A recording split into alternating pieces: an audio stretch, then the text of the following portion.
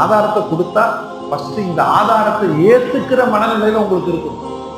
அதனால அந்த இளைஞர்களுக்கும் அல்லாஹ் ஹிதாயத் தருவானாக. துல்லியமாக பெருமானார் சொன்னாங்க, ஷாபானுடைய மாதத்தின் 15ஆம் இரவு ஒரு ஆண்டிற்கான விதிமாற்றம் நடக்கிறது. இரவில் வணக்கத்தில் இருங்கள், உங்களுடைய விதிமாற்றம் நடக்கிற பொழுது என் அடியான் தொழுதான், இஸ்திக்பார் செய்தான், தௌபா செய்து கொண்டிருந்தான், குர்ஆன் ஓதிக் கொண்டிருந்தான், பகலில் விசாரிக்கிற பொழுது நோன்பு வைத்திருந்தான். இப்படித்தான் நான் ஆசைப்படுகிறேன். பெருமானார் தன்னிலை விளக்கம் சொன்னார். நீங்க எல்லாத்துக்கும் ஆதாரம் கேட்டு பயணிச்சீங்கன்னா நம்மள மாதிரி அடிமுட்டால் யாருமே இருக்க முடியாது.